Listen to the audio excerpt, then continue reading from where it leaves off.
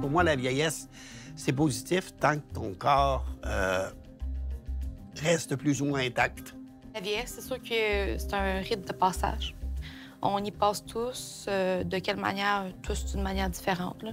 Ça évoque de la sagesse, ça évoque de la perte de une certaine autonomie, perte de qualité de vie. C'est la dernière étape de la vie, en fait, mais ça me fait pas peur. Pour moi, la vieillesse, c'est ça. C'est une étape, donc il faut la traverser. On est né pour aller jusqu'à la fin. À la fois un au revoir, puis à la fois un bonjour à ce qui pourrait être la suite. Ça évoque le mot chance parce que avec le type de vie rock que je me suis donné pendant longtemps, je pourrais même pas être là, à la limite, à 50 ans. On pourrait faire un bout au-dessus de la haine. Le temps d'une discussion, des gens de tous horizons viennent s'exprimer sur un enjeu d'actualité, mais surtout écouter, afin de déconstruire les peurs et comprendre l'autre. Car c'est au-delà de nos chambres d'écho que se trouve la richesse des nuances qui façonnent nos collectivités. Voici Chambre d'écho.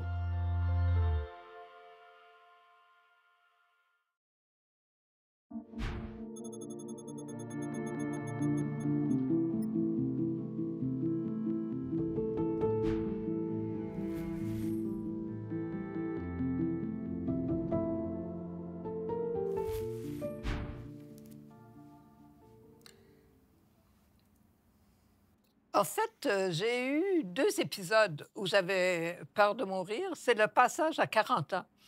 Ça correspondait sans doute aussi à une préménopause ou un requestionnement sur ma vie.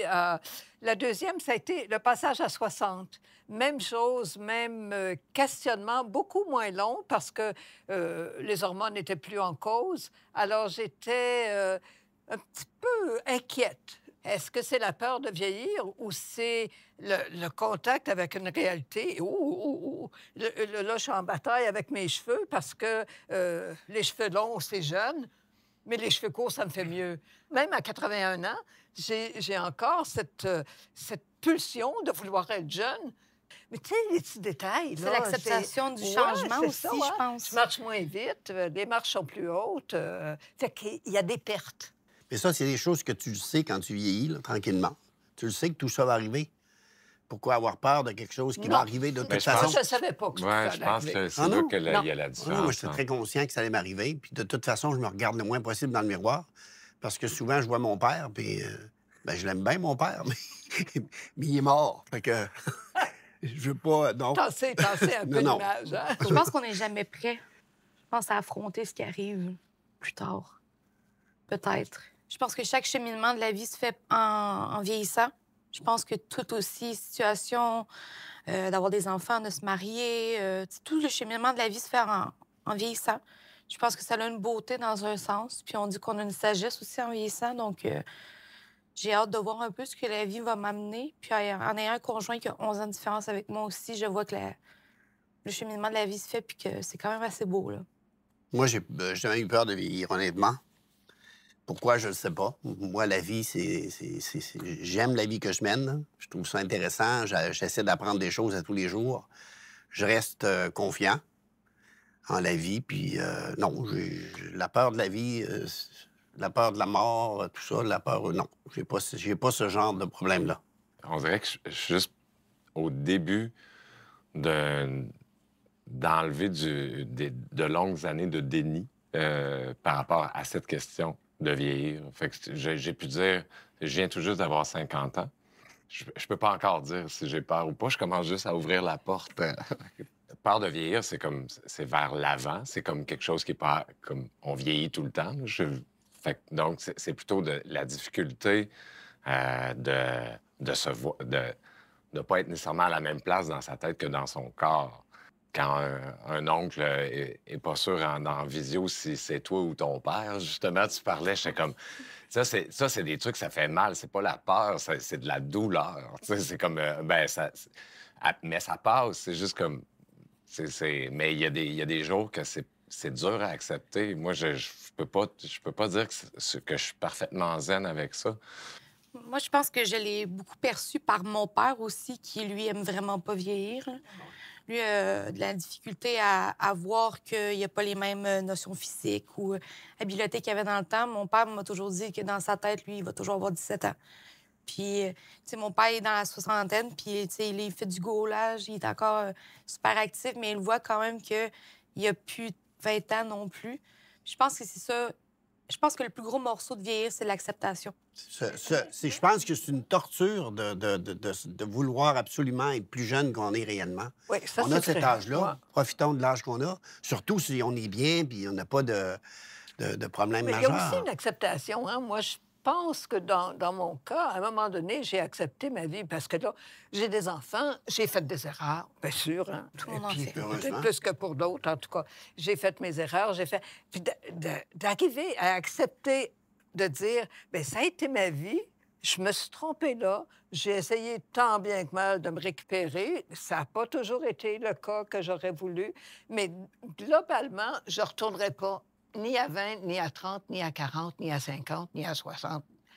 Cette acceptation-là a été comme très, très importante dans ce fait-là. On travaille toute notre vie à créer le type de vieillesse qu'on va avoir, mettons. C'est technique aussi. À un moment donné, faut que tu prennes soin du véhicule, là, tu sais, de la carrosserie qui va t'amener, tu sais, parce que ta tête, elle pourra rester à 17 ans toute ta vie tant que tu veux, tu sais, mais... Pour ma part, non, j'ai pas peur de vieillir parce que c'est sûr que je suis encore jeune, mais moi, je vois ça comme une étape de la vie, comme un dernier relâchement. Puis pour moi, ça fait partie de... Je vais faire mon chemin, je vais suivre ma route, je vais faire mon possible pour vivre le plus possible. Puis quand la vieillesse va arriver, c'est parce qu'elle va être due d'être arrivée, puis je vais l'accepter comme elle vient. Moi, je vois les personnes âgées comme des personnes vraiment à respecter parce que ils ont un parcours de vie tellement plus long que le nôtre, tellement plus rempli, comme vous disiez, des erreurs qui ont été faites, mais aussi des expériences, des acquises, puis tout. Bien, sans que ce soit une pression, un certain stress, que j'arrive à cette étape-là, puis que je regarde en arrière et que je me dise, OK, il y a des choses que j'ai pas réussi à accomplir. Donc, effectivement, en y pensant tout de suite, ça me force à accomplir ce que je veux parce que, justement, il y a un petit stress. En fait, c'est juste une autre étape de ma vie, puis je peux juste l'apprécier avec d'autres mondes, comme j'ai apprécié l'école, comme que j'ai apprécié le travail. Quand on a la chance d'être accepté aussi par les gens qui nous entourent, puis qu'on a un milieu social qui nous regarde tel qu'on est, on a vieilli, on a changé, tu sais, tes enfants ont vieilli aussi, tout ça. Si tu es accepté, puis tu as un groupe d'amis, autant des jeunes que des plus vieux, ça aide beaucoup à accepter que tu vieillisses, là. Ben, j'avais jamais eu peur de vivre, mais peur de mourir, oui. Mais j'ai jamais eu peur de vivre.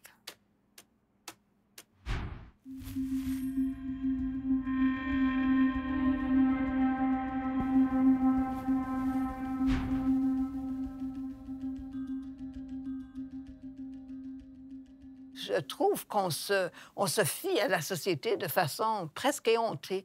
Moi, quand j'entre dans un RPA, je suis allée chercher, là, je cherche un appartement actuellement, et puis je suis allée voir les RPA. Hey, j'ai l'impression de rentrer dans une cour d'école. Tout ce monde-là, ce qu'ils veulent, c'est de jouer. Et ils bougent, mais ils font des jeux. Mais on peut-tu faire d'autres choses que des jeux? On a-tu... Parce qu'ils font ça entre eux, ils font pas ça avec la population. Non, Dans leur Ah. communauté. Ouais, dans leur ouais, communauté, c'est une puis communauté dans- fermée. ben, Oui. j'ai l'impression qu'on a été formés comme ça. Comme quand tu arrives à un certain âge, tu délaisses tes responsabilités sociales, puis là, c'est « occupez-vous de moi ». Moi, j'ai eu l'expérience de mes parents qui ont pris leur retraite quand même dans la soixantaine, puis qu'à partir de leur retraite, ils n'ont pas fait rien de spécial, là.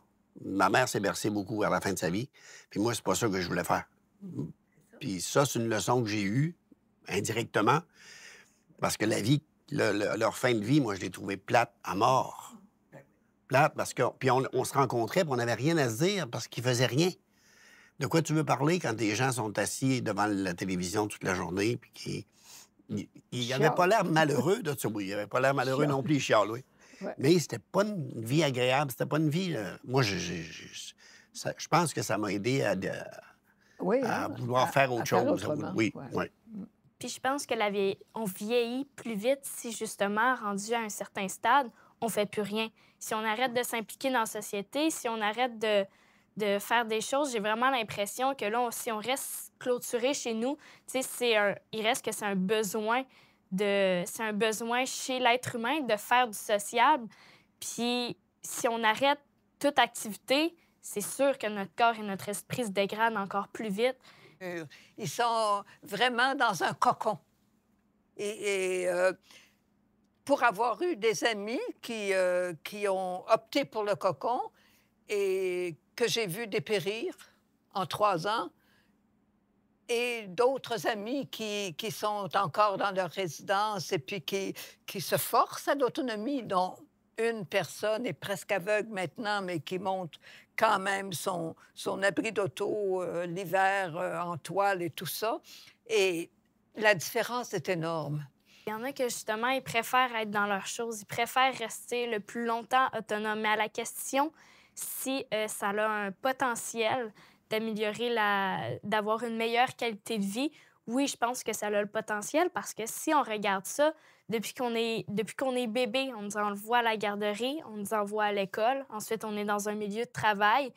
Puis je pense que c'est pas juste, oui, il y a un principe de société là-dedans, mais je pense que c'est aussi basé sur des besoins que l'humain a, puis que un coup que tu arrives à un stade où est-ce que tu es à la retraite, justement, comme on disait tantôt, il y en a qui vont plus sortir, qui vont, tu sais, j'ai pas besoin de continuer le social, tu sais.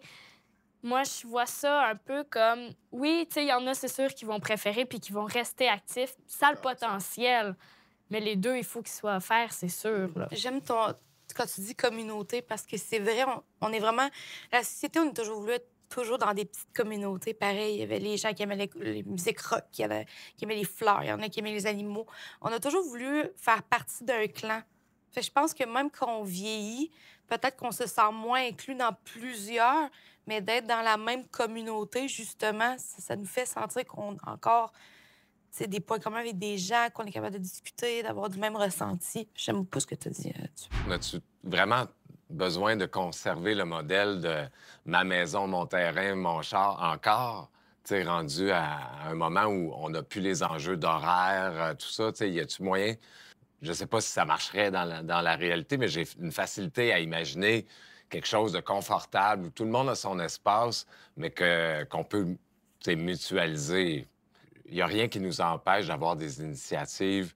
On peut le voir avec du multigénérationnel où ça reste dans la famille, mais tu sais, moi, j'ai cultivé beaucoup d'amitié, puis il y a moyen. C'est juste, est-ce qu'il y a un réel désir? On est habitué dans notre société que il devrait faire ça, il devrait faire ça.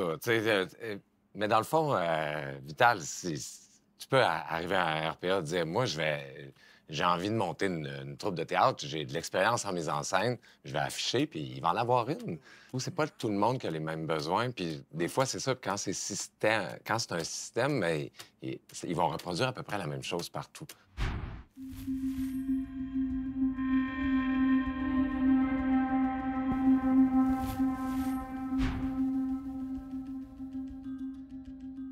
Moi, personnellement, j'ai vécu beaucoup ce clash-là en vieillissant. J'ai juste 26 ans, mais je le vois comme déjà. Parce que j'étais quelqu'un de très dynamique. J'avais beaucoup d'amis au primaire, au secondaire. Puis, la vie change. On a des responsabilités qui augmentent.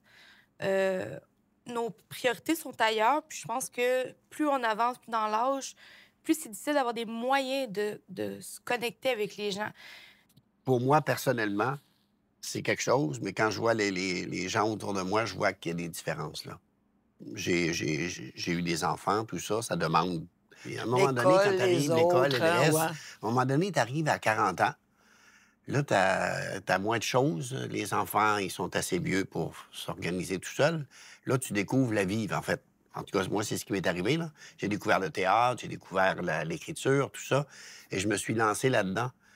Fait que pour moi, c'est facile d'aller voir les gens, de leur parler, d'avoir une vie sociale intéressante. J'ai fait du théâtre, j'ai besoin de ça. Je pense que c'est une pression sociale qui a été beaucoup présente tout au long de notre vie. De vouloir performer, de vouloir toujours être vu, de vouloir faire sa marque dans le monde. Puis je crois qu'en vieillissant, on se rend compte que finalement, ce qui est important est autour de nous. Puis juste de pouvoir s'éteindre un petit peu pour pouvoir plus penser à nous, puis à nos proches. Je pense que c'est ça qui fait qu'on a envie peut-être de moins être vu, justement. Et puis, il nous arrive tellement de choses dans un parcours de vie qui fait en sorte qu'on va soit s'ouvrir ou s'isoler. Fait que je pense, c'est ça. J'ai relié à l'âge à ça tout d'un coup. Moi, c'était définitif que je décroche. J'y crois pas.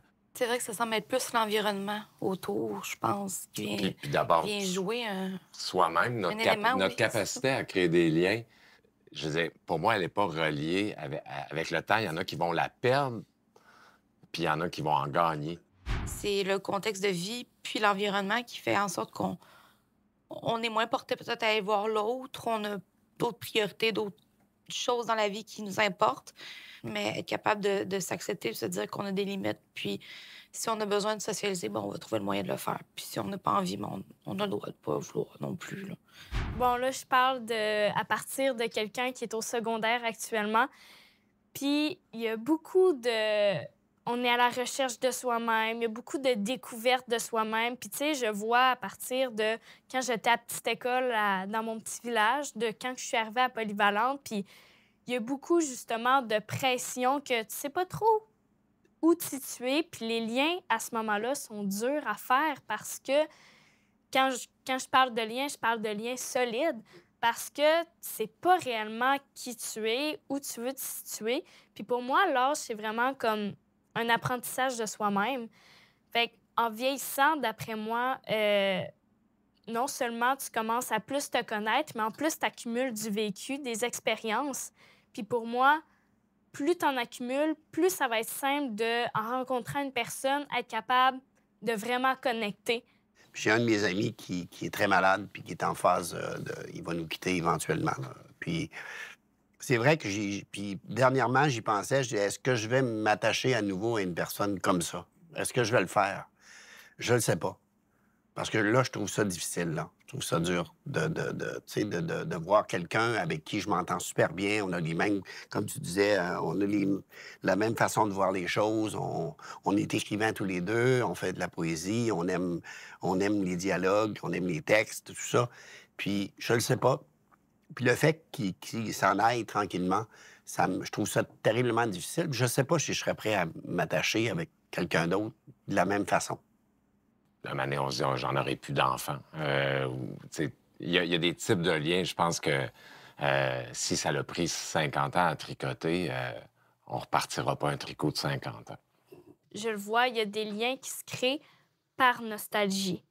Que, admettons qu'on perd un proche, après un certain temps, il y a des personnes qu'on rencontre que j'ai l'impression qu'ils nous rappellent cette personne-là, puis c'est comme si on retrouvait cette personne-là, mais d'une autre manière. Fait que ce sera pas le même lien, mais dans un sens, on crée d'autres liens. Ça permet de créer d'autres liens. Moi, je passe une grosse partie de mon temps dans les cafés à écrire puis à écouter ce qui se passe autour. Puis souvent, je vois des jeunes de l'université ou du cégep qui sont là, puis je les vois travailler. Je suis intéressé à savoir qu'est-ce qu'ils font, puis leur façon d'écrire, où ils veulent aller dans la vie avec ça, leurs projets et tout. Là, moi, ça m'intéresse. Puis le fait que je sois plus vieux, j'ai jamais senti que ça les dérangeait.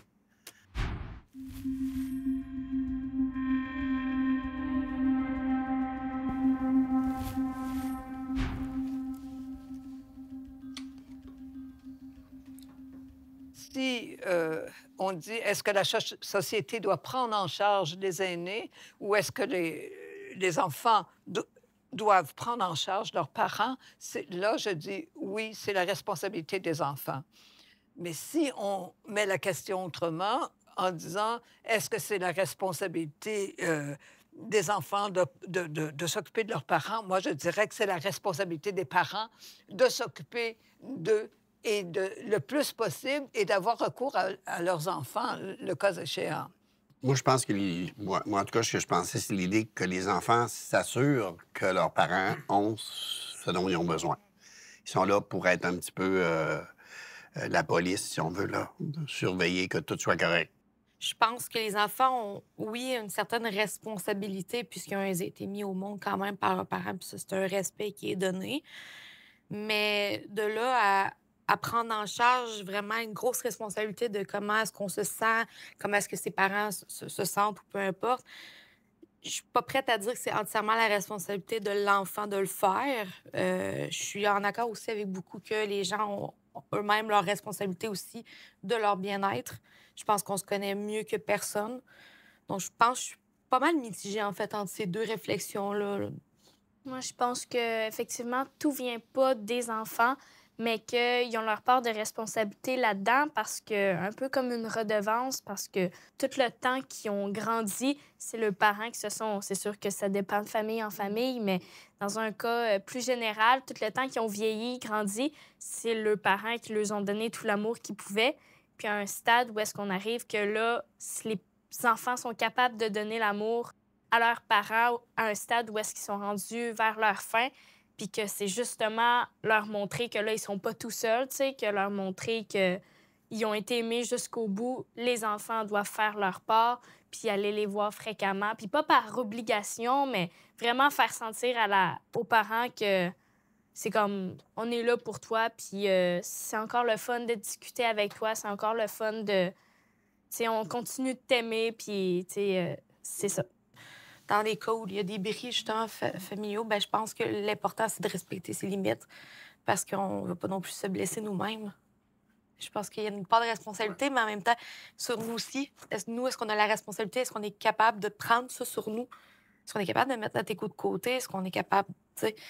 C'est très poussé comme réflexion. Récemment, il y a eu un cas de quelqu'un que je connais qui a, comme, du jour au lendemain, eu un problème cardiaque puis a été plugué. Puis c'était aux enfants de choisir, tu sais, si ça se finissait là ou pas. Si tu maintiens quelqu'un, tu sais, si la personne, par miracle, serait revenue, elle aurait pu être la même du tout. Puis non seulement ça aurait pas été agréable pour elle, mais pour les enfants non plus. Moi, j'ai côtoyé beaucoup de gens qui ont demandé l'aide à mourir. Dans ma famille, j'ai connu beaucoup de gens qui ont demandé l'aide à mourir, qui ne l'ont pas eu. Pour l'avoir vécu, pour l'avoir vu de mes yeux vus, de voir quelqu'un qui n'est plus la même personne du tout, à cause de médicaments, de maladies, peu importe la raison, je pense qu'on a un choix un jour qu'on a le droit de faire, puis c'est de se respecter, d'être bien avec nous-mêmes. Puis je pense que c'est la seule chose qu'on pourrait au moins avoir dans la vie qu'on a, c'est de pouvoir dire quand est-ce qu'on veut qu'elle se termine.